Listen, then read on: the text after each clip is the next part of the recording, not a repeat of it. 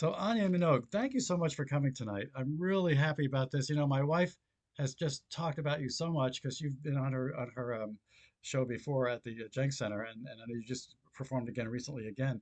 And she said you should really contact her because she's amazing. And you know, my wife is not usually prone to exaggeration, so I was not surprised when I checked you out. And sure enough, your music is so beautiful. You have a beautiful voice. The harp is such a gorgeous instrument, and you come across just so lovely. So thank you so much for joining tonight. How are you doing tonight? I'm great, Andrew. How are you doing? Excellent. So tell me how you got started. Were you from a musical family to begin with? Yes, there are 10 Minogues in Ah, Borrisokane, uh-huh. and I was the 10th and grew up in this house full of instruments, full of musicians. Hmm. Uh, there were instruments lying around everywhere, and Oh. everybody played. And you could hear music at the end of the road when when you turn the corner up towards our house. Oh, it's You The could Minogues just again. Exactly, exactly. And even as we got older, when we would be coming home for the weekend, especially my brothers, it would be like, oh, they're home for the weekend. And it's so funny. My dad lived to a good age, but when people heard that he passed away, he'd had a good life, he'd had a big family. Literally everybody came home for the weekend because they knew, Oh, his life would be celebrated in music and that we would all be there. oh, So it wow. was it was that kind of a family. And the girls in particular, we went away to school and we were introduced to the harp by one of the sisters, Sister Eileen Walsh, who Mm. uh, yeah, and I had an older sister, my older sister Sheila, who's my great mentor aside from Sister Eileen. And she was a wonderful mentor because she was incredibly gifted and incredibly humble. She was just a really sweet sister. So Wow. Now yeah, between you're talking about Catholic sisters, right? Not your sister's sister, or both. well, actually both. Yeah, I Okay. went to the Catholic sisters in a boarding school in Uh-huh. County Galway in Tuam, and Yeah. then three of my sisters had gone there before me, Oh, and my wonderful. sister Sheila had gone there in particular, and Sheila was really she's like the singer in the family, so the rest of Mm. us assume can't sing because Sheila's like this extraordinary singer, but she had done the harp with Sister Eileen as well, Wow. and yeah. Now, are all of your sisters also harp players? She was the one who kind of kept it up. We all Yes. probably gave a stab at it, but she was the one, and she still plays. Now, do you guys Um, ever play together, like two harps? That might be interesting. Maybe a little bit, but the problem is when we get together, there's usually only one harp in the room, so we kind Oh, of no. it back and forth a little bit. Yeah. And so, what kind of instruments? Well, you said there are instruments all over the house. It wasn't just harps, then, I assume. What else was your family playing? So there was piano. There was an instrument called the box, which is a sort of a button accordion. It's Hmm. sort of like you'd see them in Greece, and they're very popular in Ireland and Irish music. Hmm. There was the bodhrán, there would have been whistles, recorders, banjo, mandolin, you name it. It was Mm. there. And we were playing Irish music. My brothers were listening to Bob Dylan and all the music, that was there growing up. And the thing about Ireland is you don't really differentiate between the different types of music. You just play everything and you don't think too hard about it. It's all just music. Hmm. So we were listening to everything and soaking it all in. And even in school, we do an opera every year. We were doing choral music, we were doing chant, we were doing religious music, Mm. um, we were doing musicianship, we were doing classical music, we were studying everything. So it was all just to us that we weren't kind of differentiating between the different types of music, but we Mm. were just steeped in it. And there was a lot of what we call flacioles. There were big revivals going on in Irish music. And our family used to go to those. And my father ran an Irish club and was Oh, always get musicians to come in, and we'd musicians coming in the house, and we were friendly with other musical families. So it was just kind of our way of life it through was life. basically in your DNA, in your blood. That's just amazing. Now, how many of the Minogue children are musicians? Well, I had a brother who passed away in his 30s. He was a professional musician. Oh. A brother Mm. in Germany who's a professional musician. My Hmm. sister Sheila's kept it up a lot of her life, even though she had another full-time job. Hmm. Brother Leonard does it a lot in Australia. Mm. So, and my brother Bobby is kind of at it full-time now that he's in semi-retirement, I would say. Oh. So we're all doing a fair bit. Oh, that's great. What does Bobby play? He plays guitar, but he's really a wonderful songwriter, I'd say, is Bobby's gift, and he's a poet at heart. Oh, well, maybe that's one of my next interviews. Yeah, yeah, he's Well, let's listen to some of your wonderful music. There's a lot of it to be had. How do you take 16 albums and distill it down to an hour? So you gave me a wonderful list of YouTubes, and of course, I have to warn the audience that an ad may pop up at any moment, so we'll have to just delete it in the archive. But we'll just have to suffer through it. I'll just shut the volume off, and we'll have to let it pass. But these are just beautiful pieces. The first one that you had sent me, this is called in the Name of Stillness. oh yeah. So, do you want to give me a little bit of a background on that, and I'll set it up? Sure. I've done a lot of albums, and many of them are kind of on the contemplative side of the tradition. Because when people think of Irish music, they often think of things like river dance and jigs and reels. But there's a real contemplative, quieter side to the tradition as well, what we call slow airs, and a lot of them they don't have rhythm. And this is one of those. And I think it might be the title track, and it's called "In the Name of Stillness." Excellent. Let's take a listen to this.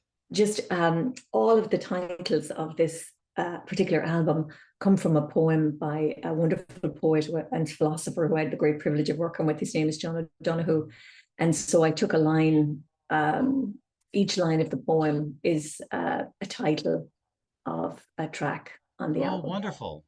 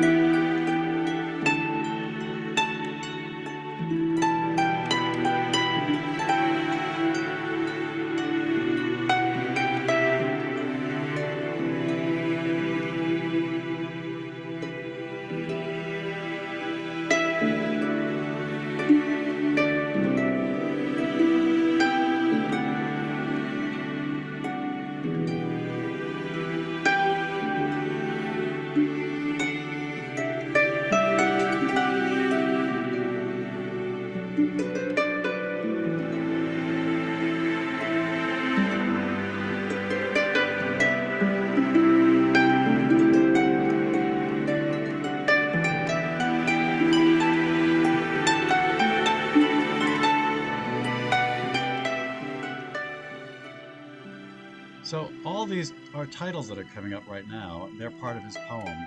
And then we're going to play some other songs that actually have these as the titles as we go through tonight. Um, I love the videos that you put together. And are they all by the same person?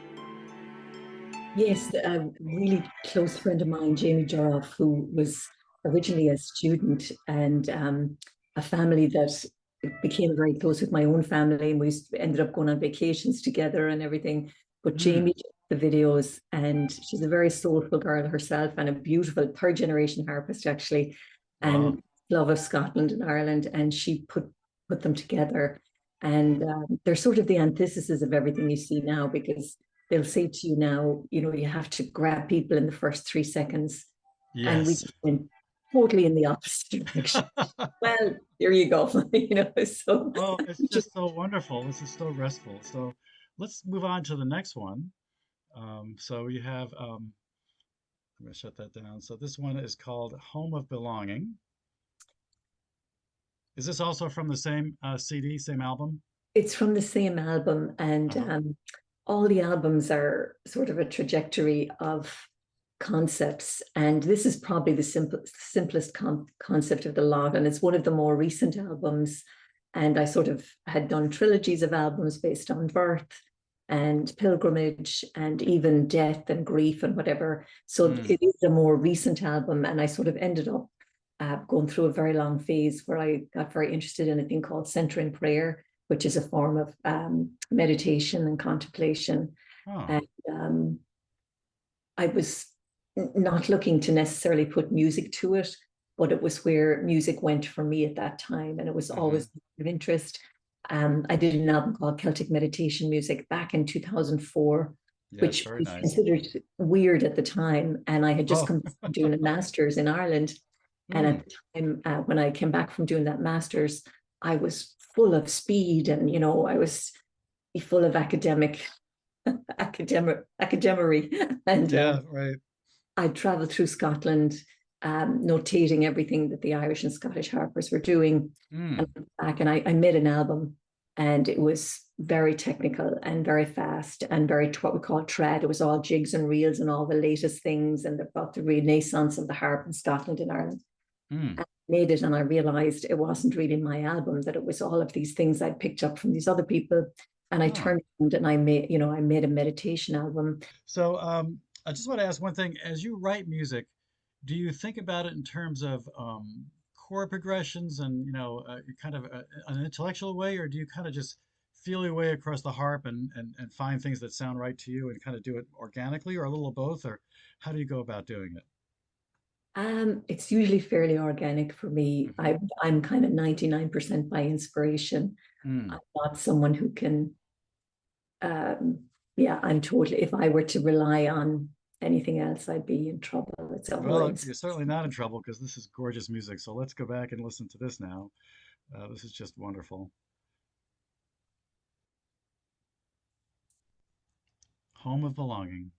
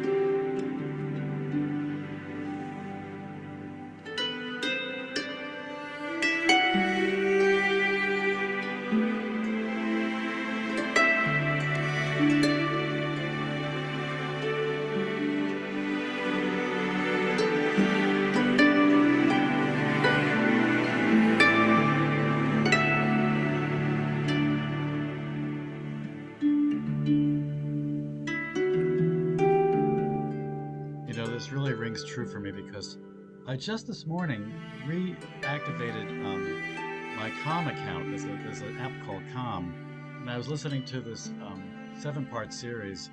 This woman has the most mellifluous voice, and it's on how to deal with stress. And she just talks you through this whole process of getting silent and quiet with yourself. I was talking to someone recently and said, I can't meditate because there's always something that comes into my head. And I think part of it is to learn how to let that just literally glide by.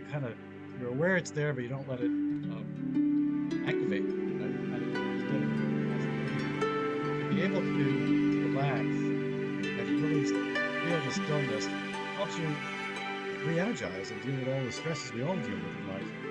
Whether they're stresses from having no money or too much money or whatever it might be, we all have our stresses. So anyway, this is just gorgeous, and I like your friend did a beautiful job on the video scenes. This is just a beautiful. I don't know how they got that close to the swan, but that's just beautiful.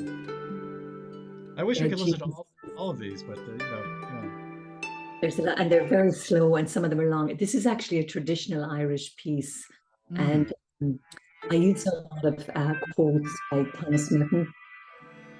Um, and I'm a big, Thomas Merton was a 20th century mystic. He was a monk, and oh really? Oh, yeah, really interesting. He became a hermit basically eventually, and he had extraordinarily interesting things to say. that are very apropos to our present situation in the world in Mm, terms of the level of change that we're living through and some of the issues we're dealing with yeah, and yeah. finding I have to confess, I don't know. You know, I thought 50 years ago that we'd be, as a human race, much more peaceful than, but we seem not to have improved at all in the 70 years I've been on this planet. So it's, you know, we need all the help we can get. So this is just a beautiful way to try to forget our troubles and and uh, and live a more peaceful life. So this next thing is called Love's Silent Song. Does this emblem mean that it's also from the same album? it's from the same album. So if you Yes, want to do it grander, if not, there's more of them too. There's different albums. But yeah. uh, No, and by yeah, the way, every one of these has a wonderful write-up on the people that are involved and a little bit about you, and then all the ways that you're listed on the internet. This is just a wonderful. I encourage people to go to YouTube and also go to AineMinogue.com, I think it is, isn't it? You have a site, and then you have something called a listening room, and people can just go through and listen to a lot of your samples, and in many cases, even listen to whole versions of your pieces, which is just wonderful, just delightful. So, any backstory on this before I turn it on? no, it's the same album, it's the same idea. And I spent a lot of time, thinking about the concept of silence and Mm-hmm. contemplation. And, um, it is a bit disillusioning these days because everybody wants to be a guru. So I try not to say too much about it Mm-hmm. to Right. do my talking through the music. Uh-huh. Um, but there's, some of these pieces are actually from the Irish tradition. And Mm. they're not thought of as contemplative as such, but I'll just give a little bit of background that the harpers had three duties, and before there was psychology and before there was sort of medication and stuff for calming, um, people used music a great deal, and the harp in Ireland goes back a long, long way, and the duties of the old harpers were threefold.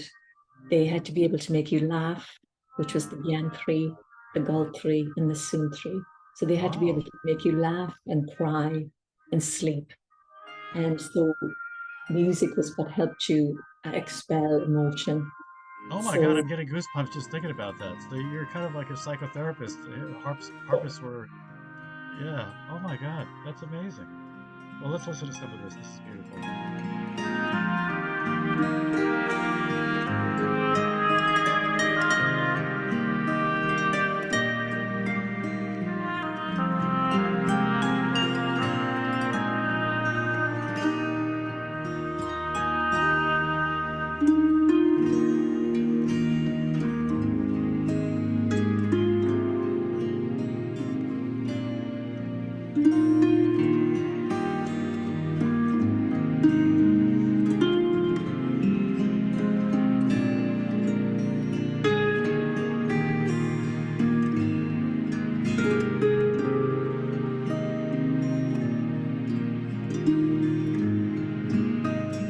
Anya, do you know offhand if you have a playlist on the internet or maybe YouTube where someone could just go in and press a button and just listen to your music go on and on? yes, both Pandora has extensive playlists. I've many, probably 100 million, just a lot of plays on Pandora.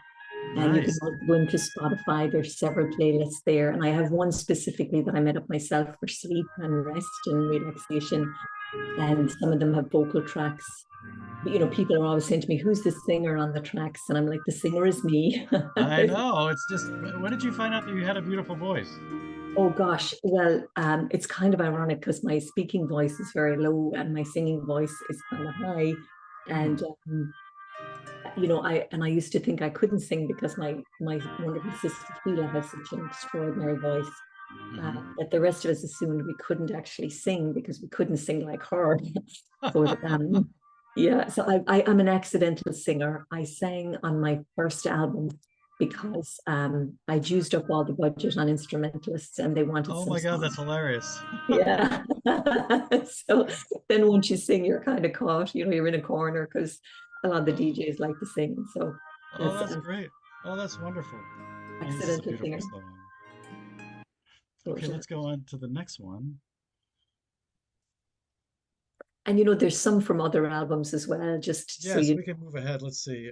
yeah, you might, because the ones with the circle on them are all from In the Name of Stillness. I didn't know if you might want to check out some of the Now, is this you here?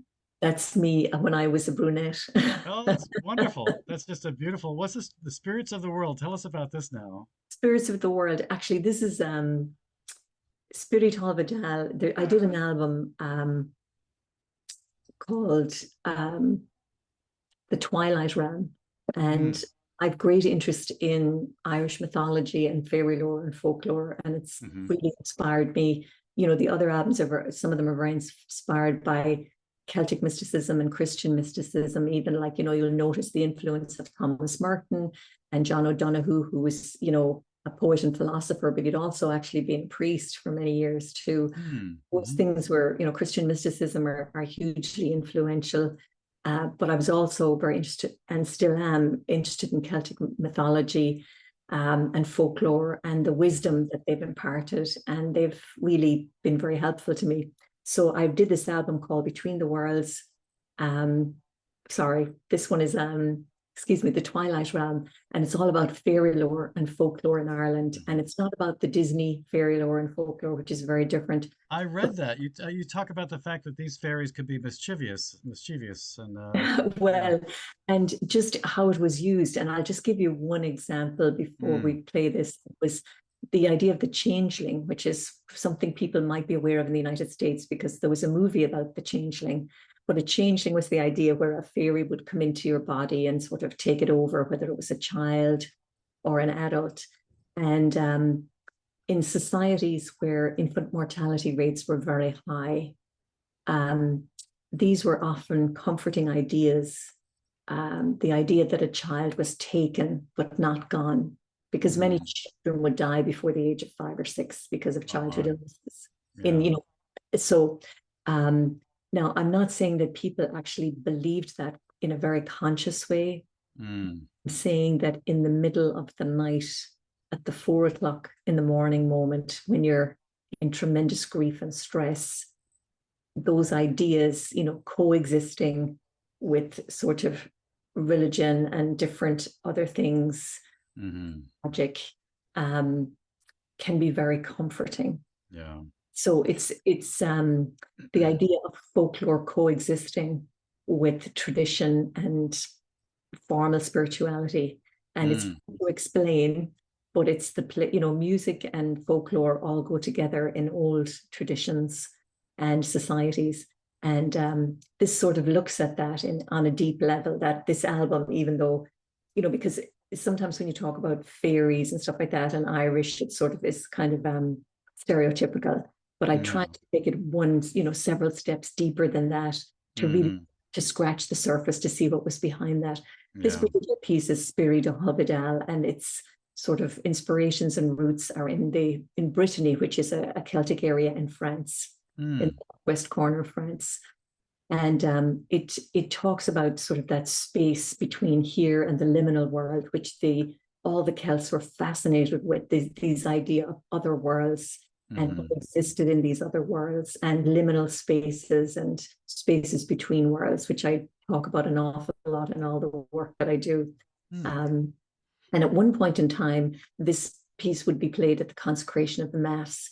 So it's that place of transmutation, of consecration, Ah. um, hmm transfiguration. Yeah. Um, it sort of deals with all those places, those liminal, magical, um, transcending places. Yeah. So, spirits of the world. Well, let's hear it. This is wonderful.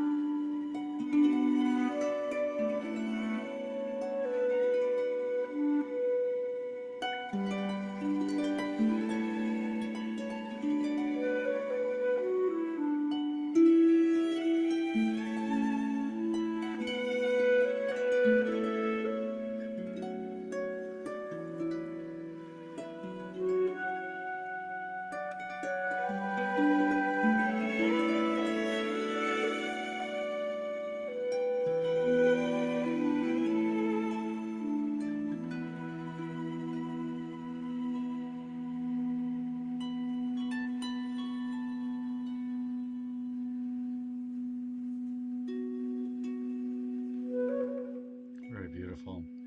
Um, and at the end of it, I realized actually the last night of recording, you'll relate to this, Andrew. The last night I was recording, I was like, I'm missing a last track on this album, you know, because I was trying to do sort of Irish mysticism. And it was the concept of peace, because Ireland was still had what we call the Troubles at the time. And Mm. I wanted to do something that reflected the return of peace. So I did a piece called The Dove's Return. And it was, more importantly, it was missing a musical conclusion. So I left the studio that night. We were mixing the last piece. I went home and I wrote this piece called The Dove's Return. And I come in and I record the next morning and we mixed it on the spot. And because we had to wrap up the album by lunchtime pretty much. Wow. So um yeah, it's been a very lucky little piece for me. So Okay.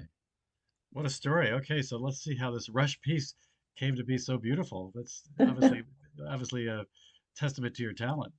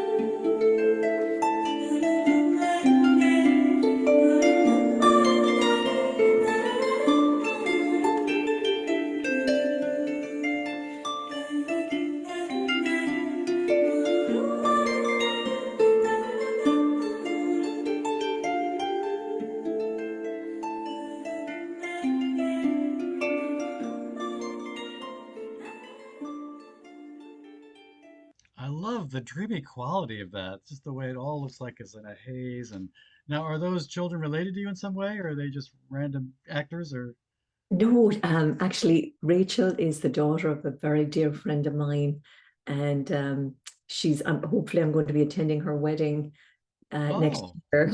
That was done a while ago, I and was gonna say she's a little older now. yeah, she's older now, Uh, and we were trying to sort of mark the passage of time, but um, yeah, they're just again a very close family to my own, and her oh, mom that's wonderful. are still Oh, very close.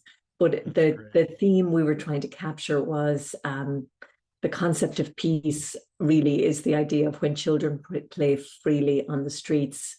So this next piece is, I don't know how to pronounce this. What is this word? What does this phrase mean? And Oh, boutoir. on Ruthish. Actually, I'm not sure what that actually means. This is a traditional piece that I learned from a wonderful harp player. Ah, At one point, I went back to the University of Limerick to do my master's in performance. And I went all through Ireland and Scotland because I wanted, I had a fire in my belly and mm, was kind of falling behind and wanted to learn every technique and trick from every harp player in both oh, countries. And I wanted to do a lot of writing and a lot of academic work. And I did a couple of, master's thesis papers on, the new traditionalists, what was happening in the 21st century and how mm, it had changed. And, I really was excited. So I went through both countries and interviewed tons of harpists and, figured out all the new techniques. wow. Um, this was a tune I learned from Michael Rooney, who's a wonderful harp player and has really influenced Irish harping. And we've an awful lot of harpers now in both Ireland and Scotland coming up. They don't do the slow pieces as much. They're very much enamored with the fast music, and I'm very Mm. much enamored with the slower music.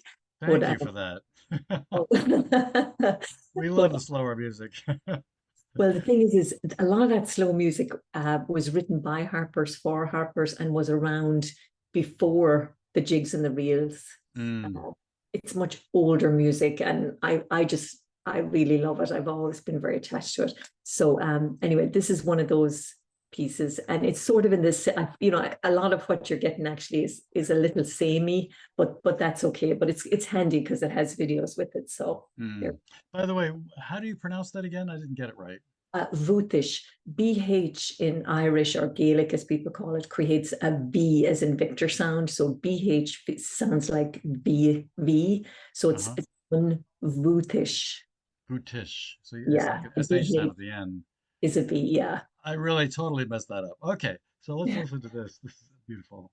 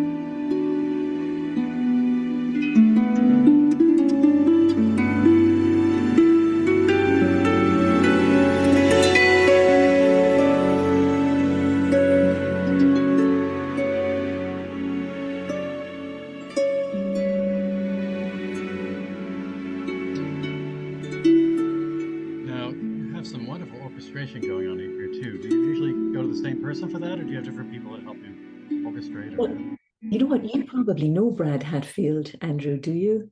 Oh, I recognize the name. I don't know him Yeah, personally. Brad works with the Pops and he's done a few orchestrations for us. Mm, He always does a wonderful job. And sometimes you're hearing Eugene Friesian, who's a wonderful cello player. Uh, mm-hmm. he's done, he's been at Berkeley for many years. Uh, he's just a beautiful player. He works on a different people. And Eugene, we often just work him to death, and he does a ton of cello parts. And big, he does the sweatshop versions. I'm Oh a my huge God, fan. So that's often wonderful. we'll have him do, maybe 4 or 5 cello parts, and he's, quadrupling or, It's just it would beautiful. just, he just does it kind of a cello orchestra. Um, Hmm. and I love Eugene's playing. He just puts so much of his heart into it. Hmm. Um, Seamus Egan is another person I love to work with. But I've worked with different people over the years, but I've had just a few engineers I've worked with over the years. Hmm. Um, Wessel at Berkeley was one I worked with. Well, they sort of stole him away. Oh no. No, I'm kidding. Yeah. Um, Mark Wessel was one. Scott Petito up in near Catskill, New York, near Oh Woodstock, wow. was Hmm. another one. He was more of a jazzer, but wonderful. And Scott plays guitar and different instruments as well. Hmm. And now I work a lot with a gentleman called John Evans, who's more pop, but again, multi instrumentalist. Hmm. All gifted people, Hmm. and so yeah, it's kind of interesting because I often end up with a similar type of sound ish, even though the teams can be completely different. But Hmm. yeah, Now I have to admit, yeah, go ahead. no, I'm just blessed to have really, Yeah. Well, because I'm if you sure. lose an engineer, you think you're never going to be like, oh my God, I'll never pull it off again. Right, right. Yeah, there's a lot going on in the studio. Yeah. Um, I have to confess, I know nothing about the harp except it's beautiful sounding. Is it laid out at all like a keyboard or anything? Or I think you have to step on pedals to change the key, the string tones too. Is that true? You have to get sharps and flats. Maybe you have to step on pedals. I'm not quite sure how it works. Maybe give us a little No, quick tutorial. I play a lever harp. And so I always tell people the first note, on the harp is like the bow and arrow. So any culture that had a bow and arrow has a harp. Uh-huh. And people always think that the harp's like this really sophisticated instrument, but actually it's one of the earliest instruments. You just have to kind of think of that bow and arrow idea. Hmm. What the thing is that every culture doesn't have a triangular harp. It doesn't look like what we think of as a harp. So in Africa, you would have the kora, and Japan, you've just different versions of it. But what we think of as a triangular harp is now like in South America, Ireland, Scotland, places like that. And then the concert harp is the grandchild of these sort of Irish and South American harps. Hmm. Uh, so in Ireland, what we have is we have levers, and you just press them up one at a time. And when you push it up, it raises the string an exact half tone. It like stretches at a half tone. So those are your sharps and flats. Whereas the concert harpist, they press a pedal, Oh, I and see. all of this go up, and so it's a mechanical improvement from the 19th century. Hmm. And they have more strings. They're often lower strings. We have somewhat less strings. Hmm. Um, so it's But you just probably don't press the levers while you're playing, or do you? Do you sometimes press a lever and then, or yeah, how the do you do harp, that? the pedal harpists do it all the time. Hmm. So they can end up playing a lot of chromatic music, the more romantic, the more chromatic, more Right, modern, and all of that, right. more Yeah. jazz. Some of the what we call lever harpists or Celtic harpists do. I don't. I think it's distracting, but Hmm. that's just my choice. And Yes. I mean, my feeling is to each their own. Um, it's not for me. I mean, I do a little bit of it, but not too. One at a certain point, I'm like, enough. Right. Go to a concert, not a concert. You know what I mean? Wrong instrument. Go to the Exactly. concert. Yeah. Yeah. Well, what you do is just beautiful. Now, this next piece is called The Grove. Do you want to give us a little background on that? Sure. So all the albums I do are tend to be concept albums, and we sort of are working backwards a little bit. But so I probably use them as a riddle to whatever was going on in my own life. Hmm. Um, and when I wrote Between the Worlds, I had been in America for a period of time, and actually my mother-in-law was dying, and she had come from Ireland as well. And I remember being shocked that she was going to die on American soil because Hmm. she was from was very into being from Ireland. You know, she belonged Yeah. to all the Irish and all of that. And I remember thought, oh my God, you know, am I going to be buried here? Because you know, I was married to an American man, um, and I had a child and all of that. Mm. And so um, I just remember being really hit with that, and realizing that I had been in America um, too long to be completely Irish anymore, and that I was never going to be American. You know, it just I was too much of a petty. Don't lose So the accent. We love the accent. it's just one of those things. So I started really, you know, and I research albums often for a couple of years before, you know, I get really deep into them. And Mm. started looking at this sort of concept, and it's in the American Indian tradition as well, of things of states of betweenness. And the old Irish believed that things in states of betweenness were magic, particularly the elements, because they loved mist because it was neither air nor water. They Mm. loved the shine because it was neither land nor sea. They Right. loved things like holly because it was neither tree nor bush. They Mm. loved times that were in state of betweenness, like dawn and dusk. And they loved liminal spaces that were neither one, anything that was neither one thing or the other, Mm. they considered magic.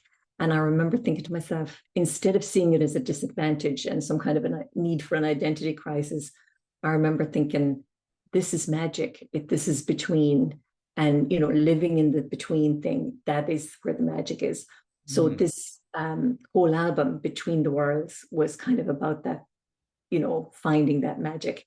And the Mm. grove was symbolic of um, the Druidic idea of the sacredness of the groves and the trees, because that Mm. would have been a liminal place, a sort of place of betweenness. And they, you know, I remember I was talking to you about this idea of the other world and the different other worlds. Well, you had to have a place to cross over, you had to have a threshold. And this idea of thresholds, you see it in John O'Donoghue's work a lot. You see the mystics talk a lot about thresholds, but they're Mm. talking about spiritual thresholds. But that symbolism runs very deeply through mysticism and mythology. So the grove was a great idea of a threshold in mythology. So Beautiful. Okay, so this is, thank you for the setup. This is The Grove.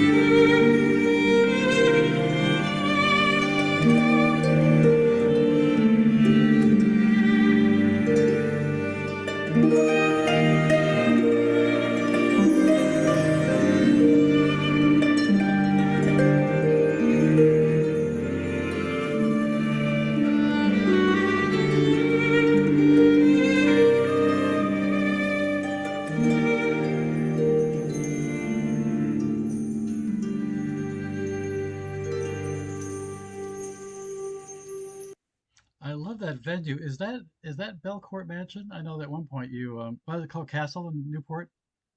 Yes. Yes. When Mrs. Tinney owned it, she was a lovely lady, and I used to end up doing various gigs and different things down there.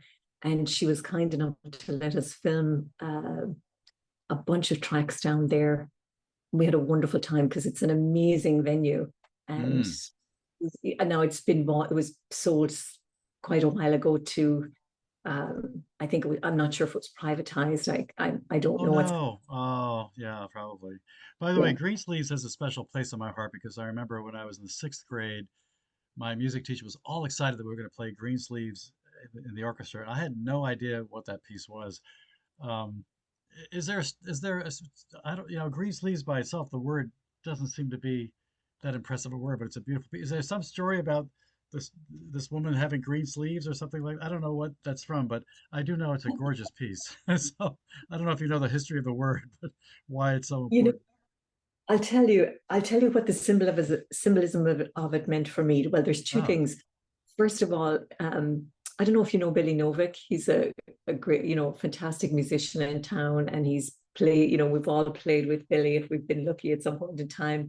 hmm. And he used to joke about the musicians in New Orleans, and they would say, years ago, they'd have a placard and it would say requests 5 cents when the Saints go marching in $5. Did you ever hear that one? No. Well, a lot of harpists feel like that about Greensleeves, but I'm not one of them. I think it's a spectacular piece, and everybody wants harpists to play Greensleeves, and Hmm. I think it's a beautiful piece. And actually, I remember, um, I've gone to a lot of people for lessons over the years to learn, and I remember going to Cynthia Price Glynn, who's the harpist for the Boston Ballet, who's one of my favorite people on the planet. I remember her Hmm. teaching version of it, and and she was the same, and she's one of the most brilliant harpists, in any genre.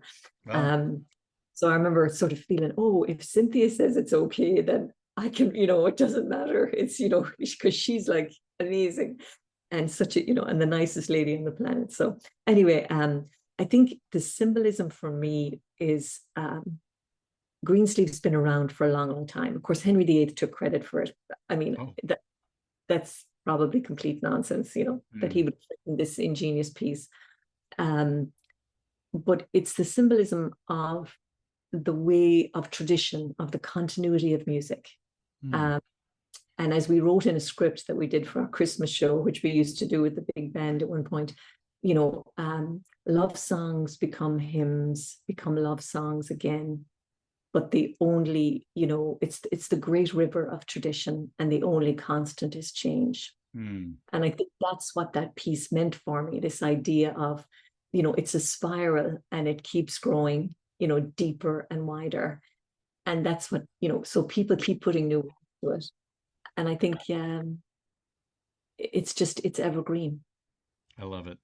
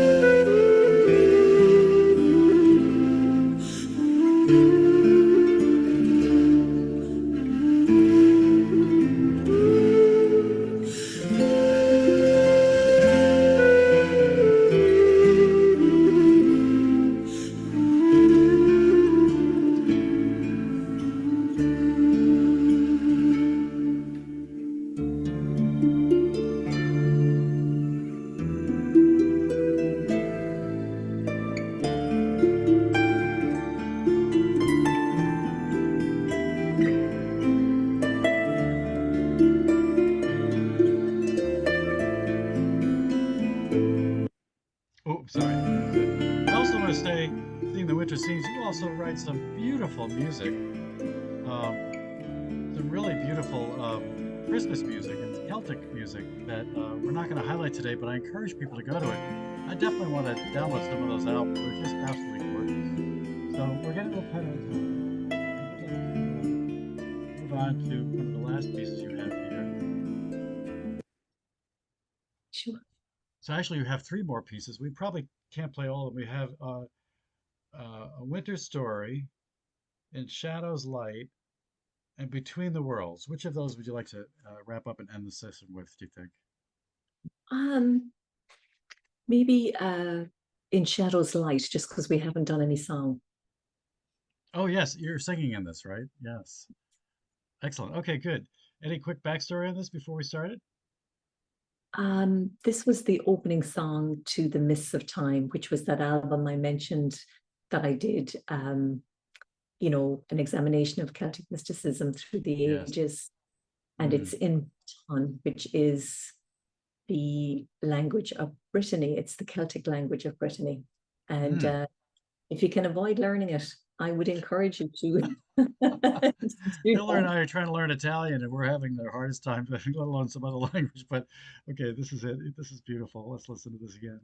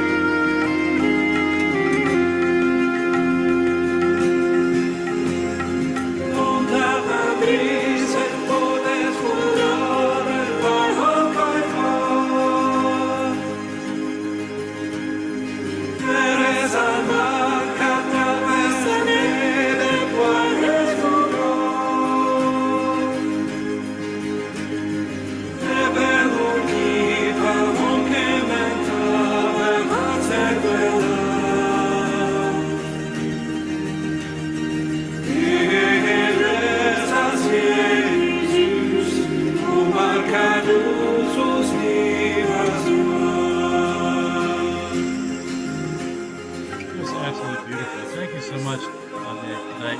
Tonight, you played for presidents and prime ministers. I'm honored that you're playing for us tonight. And all this beautiful music is something just to spend hours on. I encourage people to go to AineMinogue.com and also Spotify, Pandora, all those places. Go to YouTube. You can see all the different places for this. This is wonderful. So thank you again for your time tonight.